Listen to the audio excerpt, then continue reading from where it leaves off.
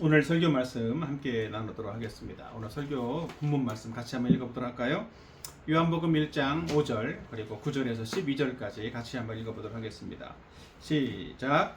빛이 어둠에 비치되 어둠이 깨닫지 못하더라. 9절. 참 빛 곧 세상에 와서 각 사람에게 비치는 빛이 있었나니 그가 세상에 계셨으며 세상은 그로 말미암아 지은 바 되었으되 세상이 그를 알지 못하였고 자기 땅에 오매 자기 백성이 영접하지 아니하였으나 영접하는 자 곧 그 이름을 믿는 자들에게는 하나님의 자녀가 되는 권세를 주셨으니 아멘. 예, 오늘 말씀은 우리가 잘 아는 요한복음의 내용인데 오늘 말씀을 통해서 오늘 설교의 제목은 참 빛으로 오신 예수님이라고 하는 그런 말씀을 함께 나누려고 합니다. 오늘 요한복음 강의를 계속 이어가고 있는데 지난주에는 어떤 내용이었죠? 참 생명이신 예수님이라는 그런 제목으로 함께 말씀을 나눴습니다. 그래서 예수님은 참 생명의 근원이시고 우리에게 무엇을 주시려고? 영생을 주시려고 오신 분이시다라는 사실들을 함께 나누었습니다. 특별히 이제 오늘은 지난주와 비슷한 것 같지만 지난주는 참 생명, 오늘은 참 빛. 이 생명이 곧 빛이다 이렇게 요한은 기록을 하고 있는데 오늘 특별히 요한은 예수님을 빛이라고 정의를 하고 있어요. 소개를 하고 있는데 예수님은 그래서 참 빛으로서 이 땅에 오신 분이시다라는 사실들을 요한은 증거하고 있다라는 거죠. 여기서 요한이 증거하는 빛이라고 하는 이 단어는 헬라어에서 포스라고 하는 그런 단어인데 이것은 인위적으로 뭐 다른 것에 의해서 다른 것의 도움으로나 이렇게 만들어지고 비춰지는 그런 빛이 아니라 스스로 존재하는 빛이라는 의미를 가지고 있어요. 그러니까 스스로 존재하는 빛, 스스로 존재하는 분은 누구밖에 없어? 하나님밖에 없다라는 거예요. 그래서 이 빛은 스스로 존재하는 이 포스라고 하는 이 빛은 바로 하나님, 때로는 예수님을 의미할 때 사용되는 그런 단어라는 거죠. 특별히 죄가 하나도 없는 상태를 표현할 때에도 이 빛이라는 단어를 사용한다는 것입니다. 사실은 세상에 살고 있는 우리들은 특별히 아담과 하와 이후에 범죄 이후에 살아가고 있는 모든 세상의 사람들은 다 죄 가운데 살아가고 있죠. 그래서 죄 가운데 살아가고 있는 사람들을 어두움 가운데 살아가고 있는 사람이다 라고 표현하기도 하고 그 어두움 가운데 있는 사람들을 때로는 어떻게 표현하냐면 세상이다 라고 어두운 세상 이렇게 표현하고도 있다라는 거예요. 혹시 여러분들은 그 어두운 어떤 밤길을 걸어본 적이 있는지 모르겠는데 예전에 제가 지리산 종주를 갔을 때 어두운 밤길을 산길을 그런 간 거죠. 그러니까 원래는 처음부터 산길을 가려고 했던 건 아니지만 여기 그림 보입니까? 이렇게 그 하늘의 별밖에 안 보이는 그런 깜깜한 산 속에서 정말 칠흑같이 어둡다라는 것이 무엇인지를 이렇게 경험할 수 있는 그런 기회가 되었는데 정말 내 손 앞에 이 앞에 손을 뻗어도 이 손 앞에 무엇이 있는지 잘 보이지 않을 만큼 그렇게 어두운 그런 곳이었는데 산속이니까 더 어둡죠. 근데 그러니까 내가 발을 여기다가 그 한 발짝을 내딛었는데 잘못 내딛으면 이것이 낭떠러진지 아닌지도 구분이 안 될 만큼 그렇게 어두운 곳이었어요. 그러니까 그곳은 랜턴이 없으면 절대로 움직이거나 다닐 수 없는 그런 곳인 것이죠. 그런 곳에서는 이렇게 작은 이렇게 한 줄기의 불빛도 환하게 빛나기도 합니다. 근데 한참 그렇게 랜턴을 의지해서 겨우 더듬어 가다 보니까 어느덧 밤 9시가 넘어가지고 그 지리산의 대피소에 불빛이 멀리에서 불빛이 비춰지는 걸 보면서 정말 안도의 한숨이 쉬어지더라고. 이제는 살았구나. 근데 얼마나 그 불빛 한 줄기의 그 불빛이 반가웠던지 모르겠어요. 그런 것처럼 우리에게 있어서 어두움 가운데 있는 사람에게 있어서는 이 빛이라는 것은 대단히 반가운 일이기도 하고 대단히 소중한 것이라는 거죠. 빛 가운데 있으면 정말 대단한 자유를 누리며 살 수 있는데 어두움 가운데서는 칠흑같이 어두우니까 내 발 한 발 앞도 정확하게 구분하지 못하는 그런 자유롭지 못한 삶을 살게 되는 거죠. 그래서 오늘은 이 성경이 말씀하고 있는 요한이 말씀하고 있는 이 빛이라고 하는 것들을 또 생각해 보면서 또 묵상해 보면서 예수님이 이 땅에 오셔야 되는 이유는 무엇이고 예수님이 왜 필요한지 때로는 우리는 예수님을 왜 믿어야 되는지 이런 부분들에 대해서 같이 함께 말씀을 나누면서 오늘 은혜를 나누려고 합니다. 예수님이 참 빛으로 오신 분이시다 그랬는데 첫 번째 대지에서는 참 빛인 예수님이 오셔야 할 이유가 무엇인가 라는 것들을 함께 나누려고 합니다. 참 빛이신 예수님은 왜 오셔야만 했는가라는 거예요. 첫 번째, 세상은 깊은 어둠 가운데 갇혀 있기 때문이라는 거예요. 우리가 살고 있는 세상, 또 우리 자신은 깊은 어둠 속에 갇혀 살아있기 때문입니다. 요한복음 1장 5절에 보면 빛이 어둠에 비치되 어둠이 깨닫지 못하더라 라고 말씀을 하고 있어요. 자, 빛이 어둠에 비치는데 어둠이 깨닫지 못했다. 상식적으로 말이 되는 말이야? 안 되는 말이에요? 안 되는 말인 것 같죠. 그죠? 그 정도로 어둠 가운데 아까 지리산 얘기를 했지만 한 줄기 작은 빛만 멀리서 비춰도 정말 환하게 그 빛이 멀리서도 보이는 정도인데 어둠 가운데 빛이 비쳤는데 빛이 못 깨달았다라는 거예요.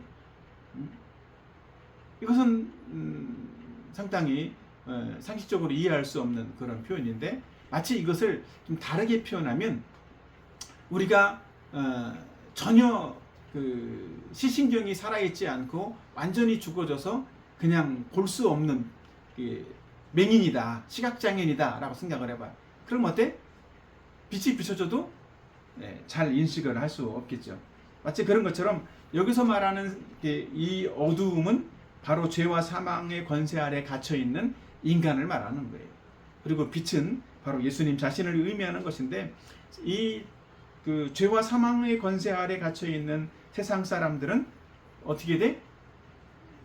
예수님이 오셨고 또 그 참빛이 비춰줌에도 불구하고 그것을 잘 깨닫지 못한다는 거예요. 그렇기 때문에 지금까지 예수님이 2000년 전에 오셨음에도 불구하고 여전히 유대인들은 아직 메시아가 오지 않았다라고 생각을 하고 있고 또 많은 사람들은 아직도 예수님을 믿지 않는 사람들이 많이 있다라는 거예요.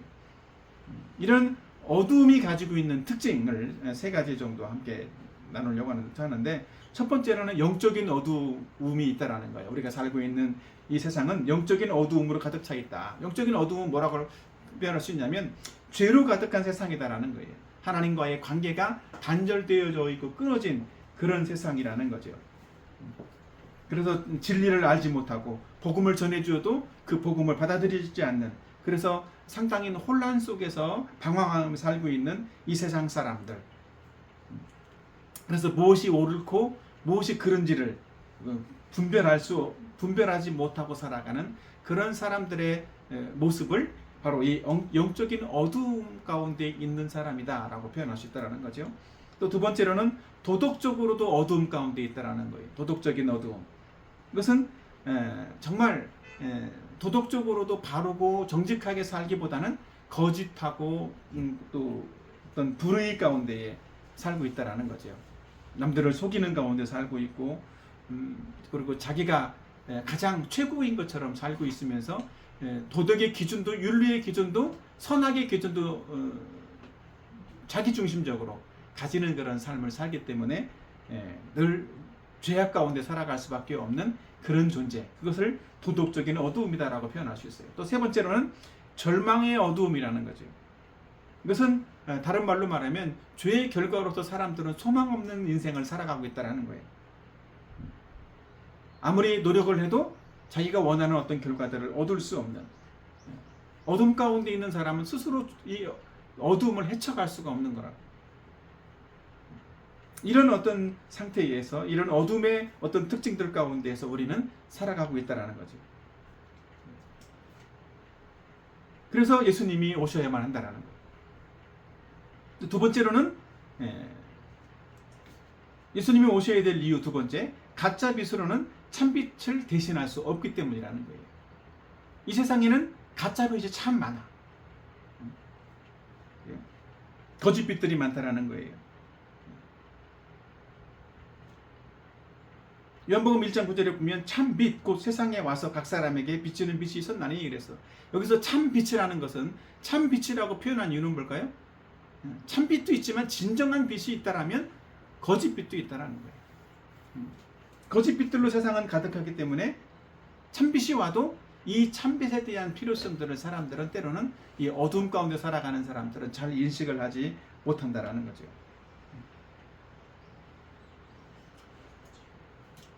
이 참빛이 비춰져야만 사람들은 자기 자신의 본 모습을 깊이 깨닫게 되는 거야. 내가 죄인이구나 라는 사실들을 알게 된다는 거지. 나는 무능한 존재이구나 이런 사실들을 알게 된다는 거예요.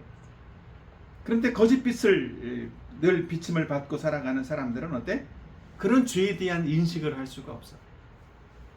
희미하지만 그냥 그래도 적당히 뭔가 이렇게 좀 불편하지만 또 나름의 뭔가 볼 수 있고 그렇게 살아가면 되는구나 이렇게 적응하면서 살아간다라는 거죠. 그러면서 그런 그 삶 가운데서 정말 필요를 느끼는 사람만 참빛을 또 필요하게 되고 인식을 하게 된다는 거예요. 자, 세 번째는 이 말씀을 이 내용들을 우리의 삶에 한번 적용해 봤으면 좋겠습니다. 요한복음 1장 10절에 보면 그가 세상에 계셨으며 세상은 그로 말미암아 지은 바 되었으되 세상이 그를 알지 못하였고 라고 말하고 있어요. 그가 세상에 계셨다라고 말하고 있죠. 창조하신 분이. 그리고 그 창조하신 분이 세상에 계셨음에도 불구하고 세상은 그를 알았다 알지 못했다? 알지 못했다라고 성경은 분명히 밝혀주고 있어요. 그렇기 때문에 우리는 첫 번째로는 예수님이 세상에 계셨고 예수님이 지금 세상에 우리 곁에 우리에게 오셨다라면 우리가 할 수 있는 이 최선의 방법은 뭐예요? 참 빛으로 오신 예수님을 만나는 거예요. 그 빛을 봐야만 하는 거라고.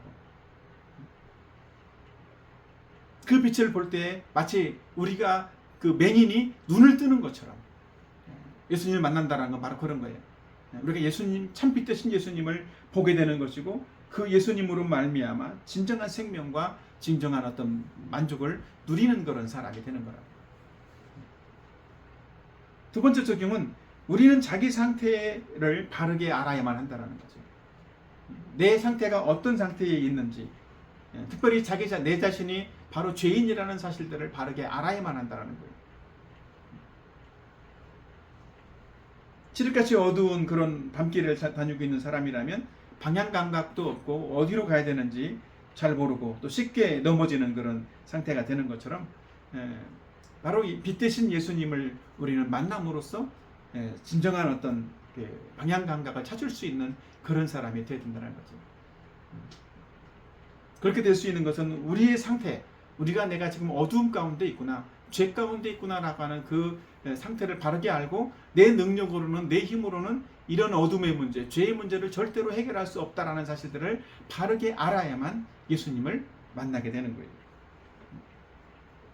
자, 그렇다면 우리는 어떻게 하면 자기 자신의 상태를 바르게 알 수 있을까요?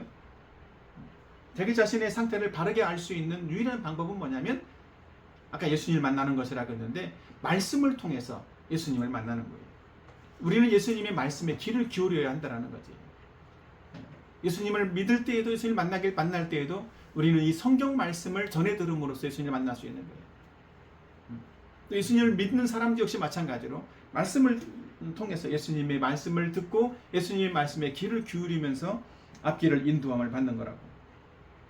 그러나 우리는 이 세상의 소리에 너무 익숙해져 있기 때문에 또 세상의 삶의 어떤 기준들을 세상의 소리에 적응해서 거기에 맞춰서 또 살아가고 있기 때문에 예수님의 말씀을 잘 듣지 못하는 사람이 된다는 거죠. 근데 그럴수록 우리는 더 세미하게 예수님께서 들려주시는 그런 말씀을 듣기 위해서 우리의 귀를 기울여야 되는 거예요. 마치 정말 어떤 병이 있어서 수술해야 되는 환자에게, 암 환자에게 당신은 정말 암입니다 라고 바르게 얘기해 주지 못하면 어떻게 될까요? 그 사람은 그냥 진통제만 먹다가 결국은 죽는 사람이 될 거라고. 그러니까 바르게 내 상태를 바르게 말씀을 통해서 진리를 통해서 알려주어야만, 그것을 또 깨닫게 되어야만 그 문제를 해결할 수 있는 그런 마음들도 가지게 된다는 거지. 그래서 예수님의 말씀을 들으려면 우리는 이 성경의 말씀을 우리 앞에 가까이 둬야 돼. 그래서 말씀을 듣는, 이렇게 설교를 듣는 시간들도 필요하고 또 내 스스로가 읽는 것들도 필요하고 또 성경을 공부하는 시간도 필요하고 그 성경을 나에게 적용시켜서 묵상하는 그런 일들도 필요하다고. 그런 일들을 함으로써 우리는 예수님의 말씀을 듣게 되고 내 상태를 바르게 알게 될 수 있다는 거예요. 그런 사람만 이 하나님 말씀에 순종하는 사람이 되는 거죠. 우리는 그런 사람이 될 때 바로 예수님을 진정으로 믿는 사람이 되고 진정으로 예수님을 만나는 그런 사람이 되어진다는 거예요. 그래서 예수님은 우리의 인생에 반드시 찾아오셔야만 하고, 또 예수님이 우리에게 찾아오신 이유가 바로 우리의 상태 때문에 예수님이 우리에게 찾아오셨다라는 사실들을 말씀하고 있는 겁니다. 또 두 번째로는, 큰 두 번째, 참빛이신 예수님을 우리는 믿어야만 한다라는 거예요. 예수님이 참 빛으로 이 땅에 오셨다라면 참빛인 예수님을 우리는 믿어야만 한다. 좀 적용적인 측면이기도 한데, 자, 첫 번째로는 우리가 예수님을 믿지 못하는 이유는 무엇일까요? 왜 예수님을 믿지 못할까? 요한복음 1장 11절에 보면 자기 땅에 오매 자기 백성이 영접하지 아니하였으나 라고 말씀을 하고 있어요. 여기 보면 영접한다라는 것은 기쁘게 맞이하고 받아들이는 것을 말하는 건데, 어둠 속에 속해 있는 사람들은 예수님을 받아들이지 않는다라는 거예요. 영접하지 않는다라는 거지. 그것을 오히려 빛을 거부하는 상태에 있다라는 거예요. 그렇다면 왜 그 어둠이 빛을 거부할까요? 어둠이 빛을 거부하는 이유는 무엇일까? 그것은 어둠이 그 어둠을 오히려 빛보다 더 사랑하기 때문인 거예요. 그렇기 때문에 빛을 미워하는 것이지. 요한복음 3장 19절에 보면 그 정죄는 이것이니 곧 빛이 세상에 왔으되 사람들이 자기 행위가 악함으로 빛보다 어둠을 더 사랑한 것이니라. 자기 행위가 악하기 때문에 더 어둠을 사랑한다라는 거예요. 오히려 반대로 그 악하기 때문에 그 악을 미워하고 빛을 사랑하는 것이 아니라 악을 더 사랑하게 된다는 거지. 어둠을 더 사랑한다는 거예요. 왜 그럴까? 사람들은 자기 정체가 드러나는 것들을 싫어한다는 거예요. 그러나 성경에서는 분명히 말하고 있어요. 그 정죄는 이것이니. 정죄, 죄라고 하는 것을 정함을 받는 것은 뭐냐면 빛보다 어둠을 더 사랑하는 것이 죄라고 말하고 있어요. 특별히 사람들이 빛을 싫어하는 이유는 자기가 빛이 비춰질 때 자기의 죄가 드러나고 자기의 추억함이 드러나는 것을 두려워하기 때문인 거라고. 그래서 빛을 피하고 어두움 속에만 계속 머물러 있으려고 하는 거예요. 예수님 당시에도 많은 유대의 종교 지도자들도 마찬가지로 랍비라고 하는 인정을 받으면서도 그 사람들은 자기의 죄를 예수님이 들췄을 때 그를 인정하기보다 오히려 그 마음의 불편함을 느끼고 깨닫고 오히려 예수님을 배척하는 사람들이 되었다고. 그건 부정직한 거죠, 그죠? 예수님이 또 성경의 말씀을 통해서 죄를 들춰낼 때 우리는 어떻게 해야 돼? 정직하게 우리의 죄를 인정을 해야만 하는 거라고. 그것이 죄를 사랑하는 사람이 되지 않고 또 빛 대신 예수님을 사랑하는 그런 사람이 되는 거예요. 여기 그림에 있는 것처럼 우리가 어딘가 아파가지고 병원을 간다. 그럼 어때? 병원에서 맨 처음 하는 게 뭘까요? 어디가 아파서 왔습니까? 물어보잖아. 그리고 쭉 물어본 다음에 어떤 의사가 어떤 뭔가를 이 사람의 병이 이거일 것이다 라고 짐작은 하기도 하겠지만 뭘 하자고 그래? 검사를 하자고 한단 말이에요. 이것도 검사해보고 저것도 검사해보고. 왜? 의사가 추측하고 예측하는 것이 정확한지 아닌지를 이렇게 검사를 통해서 확인해 보려고 하는 거죠. 근데 우리는 의사가 검사를 하자고 그러면 어떤 마음이 들어? 의사가 내 검사를 많이 해가지고 과잉 검사를 해서 돈을 벌려고 하는구나, 이렇게 생각하면 어때? 검사를 안 하게 된단 말이에요. 그러면 의사는 그 돈을 벌려는 목적에서 검사를 하자고 하는 것이 아니라 병의 원인을 찾기 위해서 검사를 하자고 하는 거예요. 열이 난다. 그럼 어때? 열이 어디에서 나는지, 무엇 때문에 나는지를 피검사도 해보고 여러 가지 검사들을 해보면서 정확하게 찾아야만 그 병명을 또 말하기도 하고 그 병의 원인을 찾아야 병에 합당한 치료를 할 수 있고 약도 줄 수 있는 거라고. 그러니까 치료를 하기 전에 먼저 중요한 건 뭐예요? 진단이 필요한 거라고. 그래서 진단을 하기 위해서 검사를 하는 거라는 거죠. 근데 어떤 사람이 그 검사비만 많이 나오는데 검사를 왜 해요? 그러고 검사를 안 하겠다라고 하면 어떻게 될까요? 바로 그런 사람은 마치 병을 사랑하는 사람하고 똑같은 거예요. 죄를 사랑하는 사람, 어둠을 사랑하는 사람, 그런 사람과 똑같은 거라는 거죠. 결국 병을 치료할 마음이 없는 거지. 그죠? 검사를 안 하려는 사람은 그냥 이대로 살다가 죽게 냅둬 이러는 사람하고 똑같은 거란 말이에요. 그냥 고칠 마음이 없는 거예요. 정말 병을 고칠 마음이 있는 사람이라면 어떤 돈이 들어도 어떤 에너지가 어떤 시간이 들어도 그 병을 찾아내기 위해서 검사를 해야만 하는 거예요. 우리가 살아가는 이 세상도 마찬가지인 거죠. 우리는 스스로 병을 찾아내고 진단할 수가 없어요. 의사만 할 수 있는 것처럼 예수님이 결국은 이 땅에 오셔서 참 빛으로 오셔서 우리의 병을 진단하고 찾아내고 우리의 문제를 해결해 주시는 분이 바로 예수님이라는 거라고. 그러나 우리는 이 세속적인 가치관, 세상 사람들의 생각, 이것에 너무 물들어 살면서 익숙하게 여기에 길들여서 살아가고 있는 것이 우리의 문제라는 거예요. 그러나 우리는 그런 우리의 문제들을 인식하고 오히려 참 빛으로 오신 예수님을 받아들여야 하는 거예요. 우리의 문제에 대해서 말씀해 줄 때 그것이 옳다라고 인정하고 받아들여야만 한다는 거죠. 때로는 우리는 과학이나 자기 자신의 이성을 더 신뢰할 때도 있는데 우리는 오히려 과학이나 이성이 아니라 성경을 통해서 말씀하시는 하나님의 말씀을 더 믿음으로 신뢰해야 한다는 겁니다. 또 두 번째로는 우리가 그럼 앞에서는 예수님을 믿지 못하는 이유에 대해서 말했는데 두 번째로는 예수님을 믿어야 될 이유도 있겠죠. 그죠? 예수님을 믿어야 될 이유는 뭘까요? 요한복음 1장 12절 오늘 마지막 절 같이 한번 다 같이 읽어보도록 합시다. 시작. 영접하는 자 곧 그 이름을 믿는 자들에게는 하나님의 자녀가 되는 권세를 주셨으니. 예. 예수님을 믿어야 될 유일한 이유는 바로 이거야. 우리가 하나님의 자녀가 되는 것이기 때문에. 하나님의 자녀가 된다는 것, 영접한다는 것은 바로 예수님을 나의 구세주와 주님으로 받아들이는 거예요. 내 죄 문제를 해결해 주시는 분으로 받아들이는 거라고. 그럼 예수님과 나는 인격적인 그런 어떤 관계를 맺는 사람이 되는 거예요. 그래서 죄 문제가 해결되면 하나님과의 관계도 회복되어지고 하나님의 자녀가 되는 거예요. 그래서 이제부터는 하나님을 아버지라고 부를 수 있는 그런 사람이 되어진다는 거예요. 특별히 우리가 하나님의 자녀가 된다는 것은 그냥 명예로운 어떤 그 신분, 어떤 명예만을 주는 것은 아니에요. 늘 하나님의 사랑과 하나님의 보호를 받는 그런 사람이 된다는 거죠. 그리고 우리 인생을 하나님이 책임져주는 그런 사람이 되는 거예요.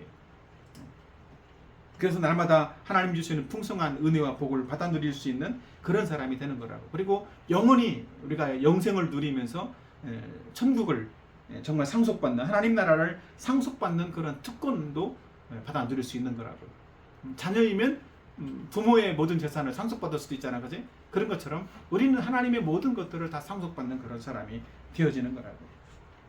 그리고 하나님과 더불어서 진정한 자유를 누릴 수 있고 삶의 변화도 누릴 수 있다는 거예요. 우리는 스스로 하나님의 자녀가 되기 이전에는 내 삶 하나도, 내 생각, 내 습관 하나도 내 스스로 바꿀 수가 없어. 근데 하나님이 자녀가 되면 우리의 삶이 달라지고 생각이 달라지고 진정한 이 땅에서 자유함을 누릴 수 있는 그런 사람이 되어진다는 거죠. 왜? 예수님을 믿는 순간 우리 안에 누가 들어오시냐면 예수님의 영이 들어오시는 거예요. 예수님의 성령이 들어오신다고. 그래서 예수님의 성령이 우리를 그렇게 변화시켜 가시는 거라는 거죠. 그래서 진정한 자유를 얻게 되는 거예요. 예전에 우리 한 1990년대까지는 그런 표가 있었는데 자수하여 광명 찾자, 그런 얘기 들어봤어요? 20년대 태어난 사람들이 그런 얘기 들어본 적도 없겠지. 근데 옛날에는 그게 이제 북한에서 간첩을 많이 내려보냈단 말이야. 그래서 간첩들은 어떻게 활동을 해? 숨어서 활동을 한단 말이에요. 그래서 때로는 경찰이나 이런 이제 간첩을 잡는 어떤 사람들에게 들키지 않기 위해서 숨어 다니기도 하는데, 그럴 때마다 북한에서는 잡히면 너네는 죽는다 이렇게 교육을 하고 가르쳐서 이렇게 난파를 했기 때문에 잡히기 전에 이 사람들 자살하려고 하기도 한다고. 그래서 우리나라에서는 그런 여기저기에 표를 만들어서 자수하면 광명을 찾는다. 정말 자유함 가운데에 빛 가운데 살아갈 수 있다라는 사실들을 이렇게 알려주기도 했다고. 그래서 많은 어떤 사람들은 정말 자수해서 광명을 찾은 사람들도 정말 새로운 삶을 살아가는 사람들도 많이 있었다고요. 우리가 예수님을 영접한다는 건 바로 그런 거예요. 광명을 찾는 거예요. 더 이상 어둠 가운데 살지 않고 빛 가운데 살아가는 그런 사람이 되는 거라고. 그래서 우리는 진정으로 빛의 자녀로서 빛 가운데에서 정말 진정한 자유를 누리면서 살아갈 수 있는 그런 사람이 되는 거죠. 아마 이 땅 지금 이 자리에도 있는 사람들 중에서 예수님을 아직까지 믿고 있지 않는 사람이라면 어떻게 해야 돼? 예수님을 믿어야 되는 거예요. 그러면 하나님의 자녀가 된다. 또 이미 예수님을 믿고 있는 사람은 어떻게 해야 돼? 내게 주신 하나님의 은혜에 대해서 감사하고 이제 하나님 자녀로서 또 빛의 자녀로서 하나님 자녀다운 빛 가운데 살아가는 어떤 사람으로서의 그런 삶을 살아야만 하는 거라고. 어둠에 속한 삶을 살지 않고 어떻게 해서라도 하나님이 기뻐하시는 그런 삶을 살아야지. 그런 마음을 가져야만 한다는 거죠. 오늘 예수님이 이 땅에 참 빛으로 오셨다라는 사실들을 함께 나누었는데 오늘 이 말씀을 우리가 기억해서 정말 예수님이 빛으로 오셨다라면 우리의 죄 문제를 또 알게 하시고 깨닫게 하시고 해결해 주시고 하나님의 자녀가 되게 하시는 분이라는 사실들을 우리는 기억하고 예수님을 믿음으로써 정말 하나님의 자녀로서 참된 빛 가운데 살아가는 저와 여러분의 삶이 되기를 예수님의 이름으로 축복합니다. 아멘.